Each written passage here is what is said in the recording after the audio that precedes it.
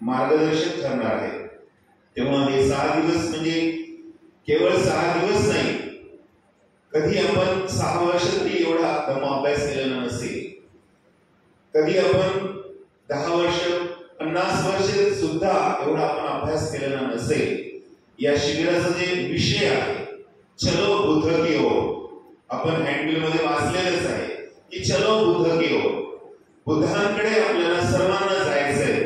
आणि बुद्धांकडे जात असताना केवळ आपल्याला सहज जाता येणार नाही, तर आपल्या सोबत हा धम्म घेऊन आपल्याला जायचं आहे, बुद्धाला समजून घ्यायचं आहे। बुद्ध आणि आपल्यातलं जे काही अंतर आहे, जे कोसो दूर अंतर बुद्ध आणि आपल्यातलं वाढलेलं आहे, ते आपल्याला अंतर कमी करायचंय।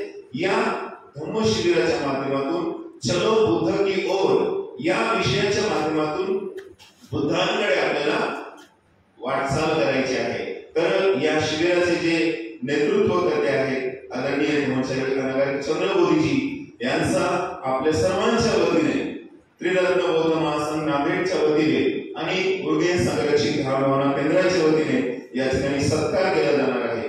मी विनंती करतो आहे त्रिरत्न बौद्ध महासंघाचे चेअरमॅन आदरणीय धर्माचार्य पद्मगर्भ यांना की त्यांनी शिबिराचे नेतृत्व करते धर्माचार्य अनागारी चंद्रबोधीजी यांचा शॉल आणि पुष्पहार अर्पण करून या ठिकाणी सत्कार करावा।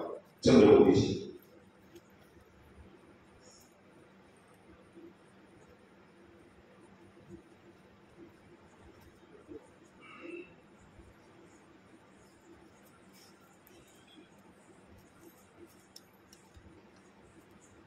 त्या धम्मदेसना, धम्मप्रवास हा सर्व अनुभव ज्यांच्या गाठीशी आहे आणि ज्यांनी आपलं संपूर्ण जीवन बुद्ध धम्म आणि संघास अर्पण केलेले आहे, असे धर्माचार्य अनागारी चंद्रबोधीजी यांच्यासाठी पण जोरदार टाळ्या वाजवूया, जोरदार।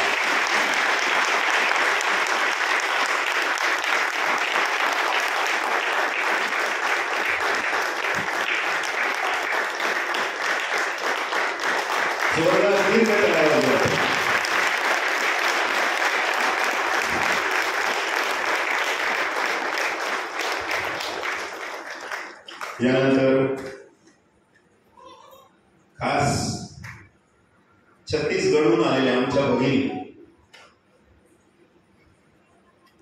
धर्मचारिणी विद्यावर्धिनी ह्या आपल्या खास महिलांसाठी आलेल्या आहेत छत्तीसगडहून। हिंदी भाषिक आहे परंतु छान मराठी पण बोलतायत। आता या वर्षापासूनच मी मराठी ऐकतोय, त्यांचं सुंदर मराठी बोलतायत। त्यांचं सुद्धा या ठिकाणी धर्मचारी पद्मगर्भ हे या ठिकाणी त्यांचं पुष्प देऊन स्वागत करतील।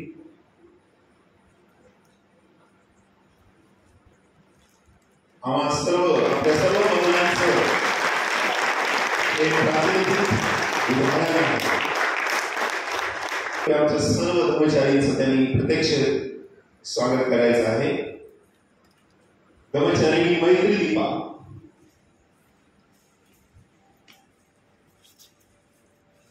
नांदेड केंद्रातल्या पहिल्या धर्मचारिणी मैत्री दीपा यांचं जोरदार टाळ्यांनी आपण स्वागत करतो। यानंतर धर्मचारिणी दान दीपा,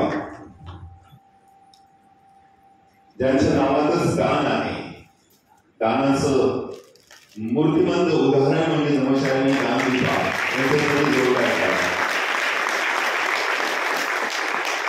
ज्यांच्यातही श्रद्धा आहे अशा बोधी श्रद्धा यांचंही या ठिकाणी पद्मगर्भ पुष्पगुच्छ देऊन स्वागत करत आहे। धर्मचारी करुणा ध्वज यांचं देखील या ठिकाणी पुष्प देऊन स्वागत केलं जात आहे।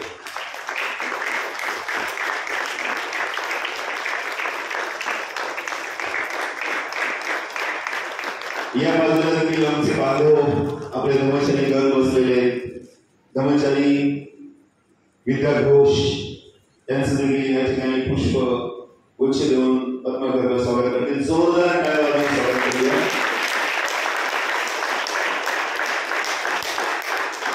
येणाऱ्या शिबिरात आपण विद्या घोषांना अनुभव करणार आहोत, अनुभव घेणार आहोत। धर्मचारी अभय वर्ष त्यांचं सुद्धा जोरदार टाळ्या वाजवून स्वागत करूया।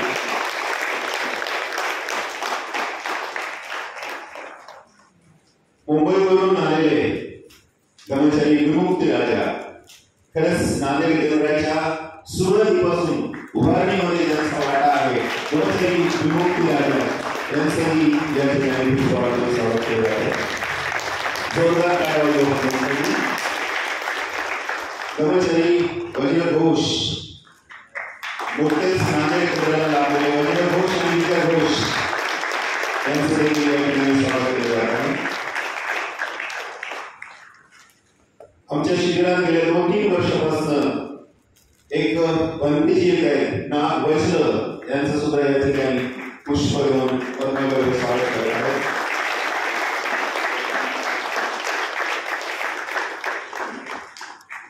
कर्मचारी समान चक्षु ते आपल्या सर्वांची आरोग्याची काळजी घेणार आहे. कर्मचारी समान चक्षु यांचं देखील या ठिकाणी स्वागत केलं जात आहे. कर्मचारी मंगल बोधी आपल्या सर्वांच्या जेवणाची व्यवस्था पाहणार आहे. मंगल बोधी यावर्षी आमची दीक्षा झालेली आहे. मंगल बोधी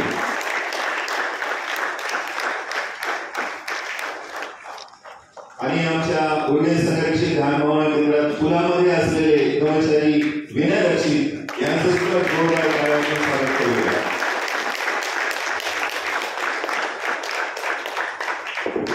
तर हा सर्वांचा स्वागताचा हा कार्यक्रम होता. यानंतर आपण पुढे जाणार आहोत. स्वागत राहिलेलं आहे. या दुर्गम संघर्षित ध्यान भावना केंद्राचे सेक्रेटरी प्रज्ञा रक्षितजी आणि सुंदर असं संचलन या ठिकाणी करीत आहेत.